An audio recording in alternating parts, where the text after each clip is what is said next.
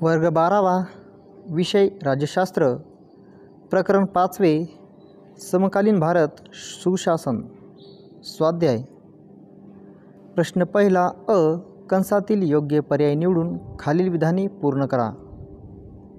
1. लोकपाल ही संकल्पना डॅश या देशाकडून घेण्यात आली. पर्याय फिनलँड, स्वीडन, नॉर्वे, जर्मनी. उत्तर स्वीडन. 2. माहितीचा अधिकार हा एक डॅश महत्त्वाचा पैलू आहे.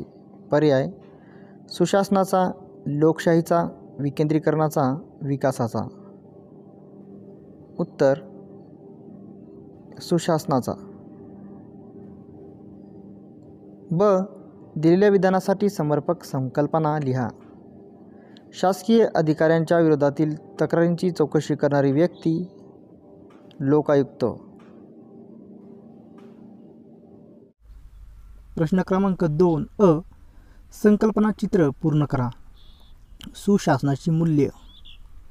तर सुशासनाची मूल्य आहेत पारदर्शकता, उत्तरदायित्व, समता आणि समावेशकता, कायद्याचे राज्य, सहभागात्मक, प्रतिसादात्मक, सहमतीदर्शक, परिणामकारकता आणि कार्यक्षमता. ब. पुढील विधाने चूक की बरोबर ते कारण स्पष्ट करा. 1. राजकीय कार्यकारी प्रमुखांविरोधात लोकायुक्त चौकशी करू शकतात. उत्तर वरील विधान चूक आहे, कारण ते शासकीय अधिकाऱ्यांच्या विरोधात करण्यात आलेल्या भ्रष्टाचाराच्या आरोपाची चौकशी करतात. राज्यपालाविरुद्ध करण्यात आलेल्या आरोपांची चौकशी करण्याचा अधिकार त्यांना नाही. 2. सुशासनामध्ये नैसर्गिक संसाधनांचा कुशलतेने वापर केला जातो. उत्तर वरील विधान जे आहे ते बरोबर आहे, कारण सुशासनात समाविष्ट परिणामकारकता आणि कार्यक्षमता या तत्वात ही कृती समाविष्ट आहे. प्रश्न क्रमांक 3 सहसंबंध स्पष्ट करा. सुशासन आणि ई प्रशासन. उत्तर सुशासन आणि ई प्रशासन यांचे संबंध घनिष्ठ आहेत. माहितीच्या अधिकाराच्या अंतर्गत नागरिकांना जलदपणे माहिती मिळते. नागरिकांच्या तक्रारीची दखल शासनाला त्वरित घ्यावी लागते आणि त्यासाठीचे निर्णय त्वरित आणि न्यायपूर्वक घ्यावे लागतात. प्रशासनात पारदर्शकता येऊन शासनाचे नागरिकांप्रती उत्तरदायित्व प्रस्थापित होते.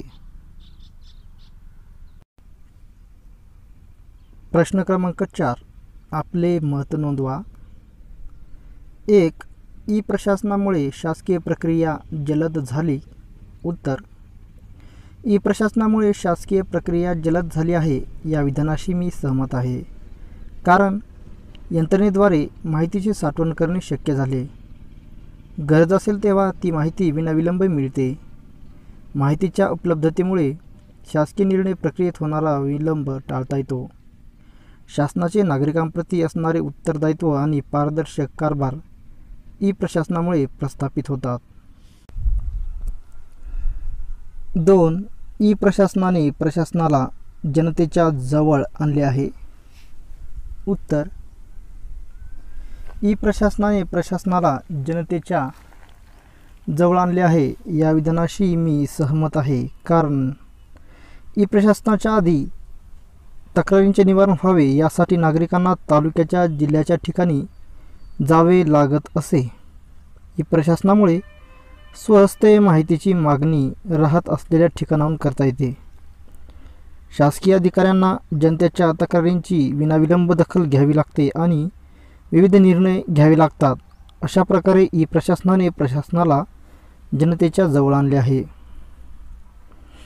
प्रश्न क्रमांक 5 उत्तरे लिहा.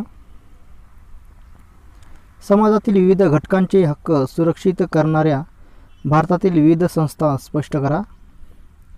उत्तर शासनाने समाजातील विविध घटकांचे हक्क जपण्याच्या दृष्टीने पुढील संस्थांची निर्मिती केली आहे.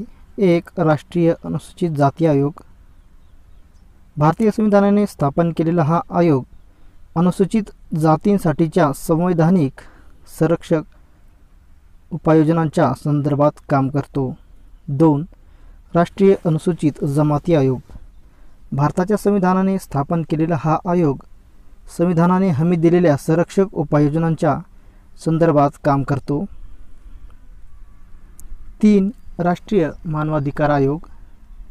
संविधानाने हमी दिलेल्या जीविताचा हक्क, स्वातंत्र्याचा हक्क, समता आणि प्रतिष्ठेच्या अधिकारांच्या संरक्षणासाठी सदर आयोग काम करतो. 4. राष्ट्रीय महिला आयोग. महिलांच्या तक्रारींचे निवारण करण्यासाठी सदर आयोगाची स्थापना करण्यात आली. महिलांच्या सामाजिक आणि आर्थिक विकासास चालना देण्याचे कार्य आयोग करतो. 5. राष्ट्रीय बालहक्क संरक्षण आयोग. बालकांच्या हक्कांचे संरक्षण करणे, बालहक्कांना प्रोत्साहन देणे आणि त्यांचा बचाव करणे यासाठी हा आयोग कार्यरत असतो. प्रश्न क्रमांक 6.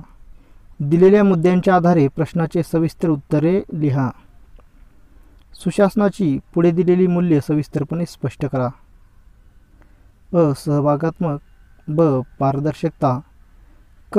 प्रतिसादात्मक व ड. उत्तरदायित्व. उत्तर आहे सुशासनाची मूल्ये पुढीलप्रमाणे आहेत. अ. सहभागात्मक. लोकशाही व्यवस्थेच्या परिणामकारक कार्यासाठी लोकसहभाग आवश्यक असतो. जनतेचे विचार आणि मागण्या शासनापर्यंत पोहोचवल्या जातात.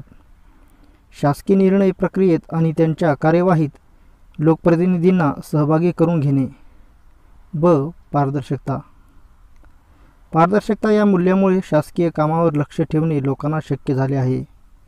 2005च्या माहितीचा अधिकार कायद्यामुळे नागरिकांना शासकीय कामकाजाविषयी माहिती प्राप्त करणे शक्य झाले आहे. क. प्रतिसादात्मक.